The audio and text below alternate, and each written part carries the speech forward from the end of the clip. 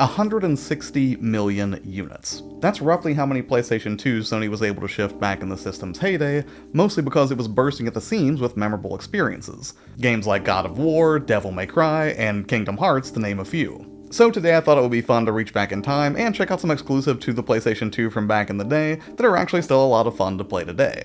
Now, a lot of these games would go on to get remasters, remakes, or spiritual successors, but others never really escaped the confines of the PS2 hardware. So let's go ahead and kick this off with an unmitigated classic that would go on to spawn multiple sequels and a full-blown remake in 2016, Ratchet & Clank. This third-person action-adventure platformer is one that I missed out on when it first made its debut back in 2002. Around this time, I think a few of my friends' younger siblings might have played it, but given its cartoonish presentation and the fact that I would have been way too wrapped up in games like Metal Gear Solid 2 or Vice City, meant that I completely overlooked this one at first. And it wasn't until a few years ago when I first played the 2016 remake in preparation for Ratchet & Clank Rift Apart that I really started kicking myself for sleeping on this series for so long. And having now played the original, it is crazy how far ahead of their time Insomniac really were back then. You'll be playing as Ratchet, a Lombax mechanic from the planet Velden. But before too long, you'll run into Clank, a robot who clues you into a nefarious plot from Chairman Drek, a scummy intergalactic tycoon who wants to harvest resources from other planets to fix the destruction on his own. And so your adventure kicks off.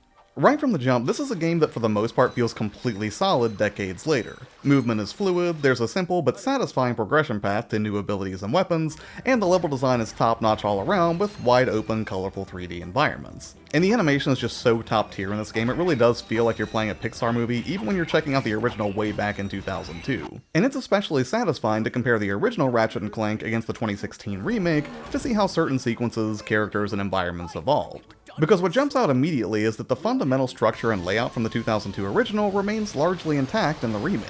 Sure, there's a much nicer coat of paint, what with nearly 2 decades of graphic improvements, but the core of the characters, story, gameplay, and level design is a bit more refined, and ultimately it's a game that holds up well on its own. About the only thing that threw me a little bit was hitting triangle, or I guess Y, on the Steam Deck to go back and cancel in-game menu selections. Mostly because I'm so used to hitting circle or B on the Steam Deck to go back, but if I remember right, I think that was pretty standard at the time. Also, the camera is pretty slow by today's standards, even after manually putting it to its fastest setting, but honestly, moving around the environment's platforming sections felt great, and it's rare that I ever really needed to do a ton of fine-tuning with the camera to keep track of the action.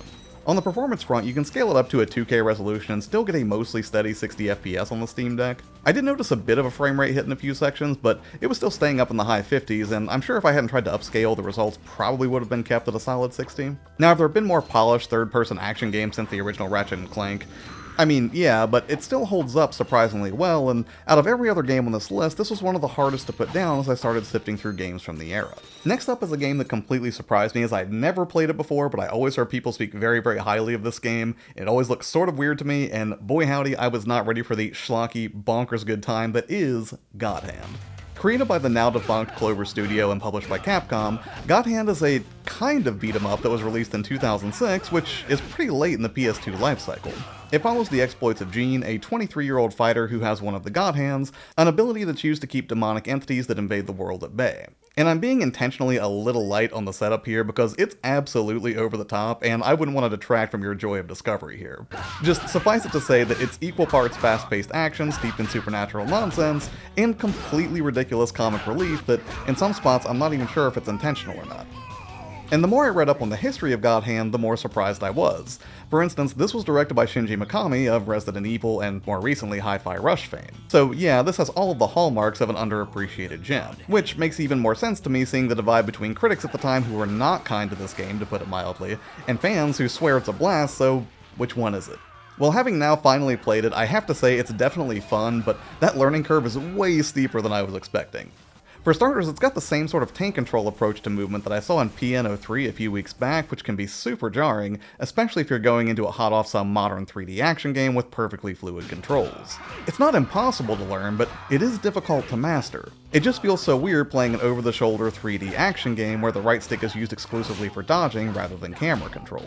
And you'll also have to make good use of a dedicated quick turnaround button to keep an eye on any enemies that might be sneaking up behind you. While I thought it might be a button-mashy beat-em-up in the vein of Dynamite Cop, it is way more cryptic and has the mechanical depth of a fighting game with the presentation of a beat-em-up. So yes, I guess technically you would class this as a beat-em-up, but it's one that definitely takes more getting used to than you might expect. mostly because you have to unlock, memorize, and adapt a range of abilities, build out your own combos, and learn which roulette attacks are best to utilize in each situation. But for all of the confusion I had trying to figure out how to play it, once it clicked I was sold, and I can definitely see how it earned its cult classic status. The impact of your attacks feels good, the cutscenes are completely ridiculous, and the soundtrack absolutely slaps. And this might not come as a surprise, but it's a hard game to play nowadays. Physical copies cost hundreds of dollars at this point, and the last non-physical way you could play this I believe was to grab it on the PSN store on your PS3, which I'm not even sure if that method works any longer, so emulation is probably your best bet if you'd like to play it in the modern age, and it performs great on the deck, predictably. Next up, let's keep the Capcom train rolling, but genre hop over to horror to another game that demands a really high price nowadays and is not easy to track down, and that would be Haunting Ground. And you know what, this was very exciting to me as a horror fan. I know people have sworn by this title before, but I think copies are going for something like a few $100 at this point, or something insane right now, so I never really ran across this game in the wild, and with no nostalgia to really entice me to try to pick up a copy, I went into this one just as a completely blank slate. And immediately, Haunting Ground goes pretty hard with its opening cinematic. It's spooky and cheesy in all the right ways, and it does a great job of setting up the mystery in a Silent Hill-ish sort of way. As the game opens, you'll play as Fiona, a girl who awakens in a mysterious castle where you're seemingly locked in a cage. That is, until you discover the padlock is open, and so you begin exploring your surroundings, trying to make sense of what's happened and how you can ultimately escape. And once you're in control, you'll notice that despite being a Capcom horror game, it does not use pure tank controls. Rather, it's mostly fluid, featuring a combination of soft fixed camera angles and a loose follow camera, the latter of which is great for wide open areas in the game that really do make the environments feel large and imposing. It's a solid setup for a horror game because it allows each new area that you move into to be framed in a way that maximizes tension. This makes exploring the castle super satisfying because you can never tell with 100% certainty whether you're about to wander directly into danger. And yet I could still use modern analog controls without worrying that a camera switch to a tighter space would be too jarring. All of this is to say that the camera and controls work really well together, and it doesn't feel that clunky in that retro horror sort of way. The gameplay consists primarily of exploration, puzzle solving, and surviving, which is pretty standard stuff for the survival horror genre. But where Haunting Ground throws a wrench in things is in the addition of a few unique mechanics that really make it stand out. The first of which is a panic and stamina management system. If Fiona starts to panic, then visibility becomes reduced, and she will completely spaz out and begin tripping or running into walls. So far it hasn't produced anything crazy bizarre like Eternal Darkness or anything, but it definitely adds another layer of complexity to the horror experience. Also, if you burn through all of your stamina, then Fiona will become exhausted, which then causes you to slow down considerably, which is terrible if you're being pursued by an enemy. The other major mechanic is that you do get access to a dog companion who will keep enemies at bay or aid you in your search for clues or items. This adds a Tamagotchi-esque element to the whole thing, as your good boy Huey can be praised or scolded for his actions, and what you do will affect his behavior towards you. It's a neat twist on what otherwise might have been pretty standard haunted house fare. Also, there are just a lot of interesting little world-building touches on display that I appreciate. Most of what you see in Haunting Ground's environments can be interacted with, and Fiona will comment on what she's experiencing. I particularly love this little detail after investigating a nearby bed where not only do we comment on it, but Fiona also checks under it for monsters, which is just kinda great. And these little moments of extra detail are just peppered everywhere throughout Haunting Ground, which really does add to the immersion. Performance is rock solid on the deck, and while the visuals mostly hold up, obviously this doesn't look as slick as something like Resident Evil 1's pre-rendered backgrounds. It's not that it's ugly or anything like that, it's just that there's a lot more going on under the hood when you have a fully 3D environment being rendered on the fly like this, so yeah, I found enabling scan lines to be helpful in making everything look just a little bit more grounded. Overall, as a total newcomer, I've found this to be pretty thrilling stuff so far. Exploring a creepy mansion is great fun, and successfully hiding from a pursuer is pretty satisfying, although, to be fair, I am hugely biased as a DBD fan. But nonetheless, I really appreciate everything that I've seen on display so far, so I'll definitely be finishing this one up at some point, if not soon, then certainly when Halloween rolls around. Next up, I suppose you could call this a horror game, but really it feels more like just a paranormal game, I guess you would say. Something in line with Ghostbusters from 2009, or maybe just something that Ghostbusters might have been if it were a little bit more edgy, and that would be Ghost Hunter, which I completely missed when it came out nearly 20 years ago in August of 2004. Again, this is a third-person shooter of sorts where you'll step into the shoes of rookie detective Lazarus Jones. After investigating an abandoned school in Detroit with your partner Anna, you inadvertently free a bunch of imprisoned ghosts, and a sentient computer compels you to recapture all of them. Complicating things is that one of these supernatural entities has snatched up your partner. The whole premise is a little bit schlocky, and I absolutely love that.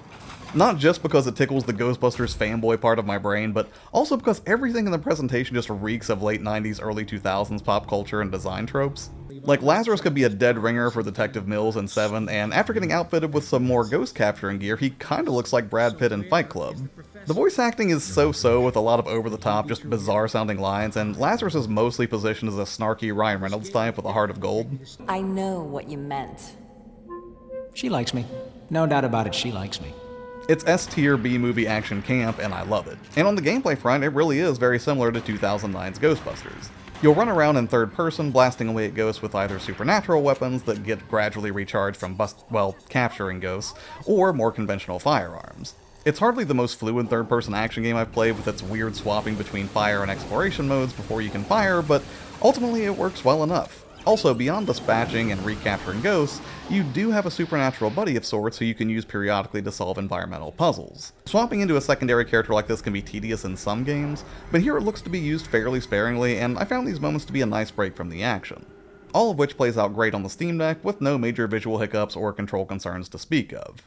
And I think what's spurring me on most with this one is the design, because a lot of these ghosts look totally rad, exploring a spooky school is a great setting for a horror game, and with a fairly horrific backstory, I have to say the game really is doing it for me.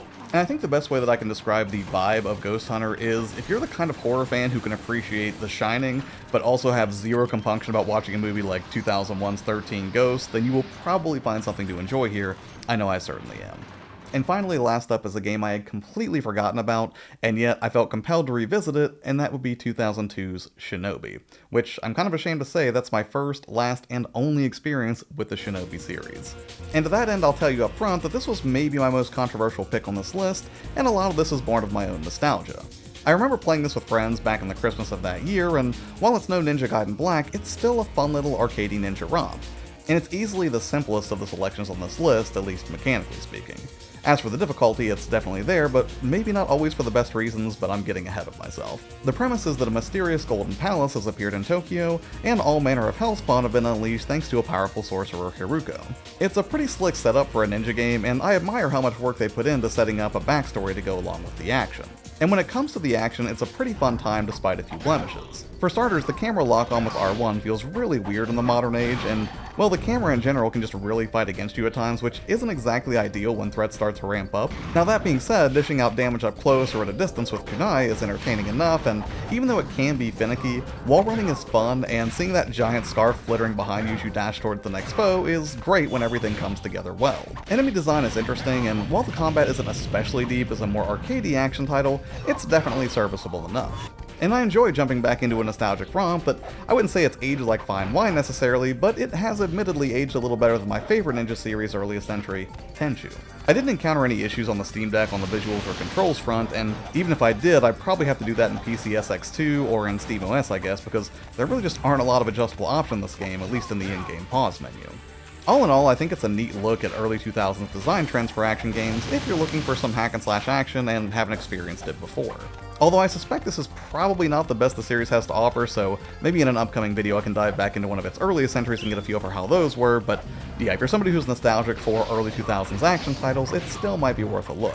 Alright, and that's it for this one. It really was a lot of fun just jumping back into a bunch of old PS2 games, and I really do like doing these emulation videos. It's kind of a nice change of pace, I guess, from just doing the stuff that's on the Steam Marketplace, so if you have any suggestions for emulation stuff you'd like to see, whether that's, just a tutorial or just highlighting more games like this from certain genres or platforms, please do let me know in the comments below.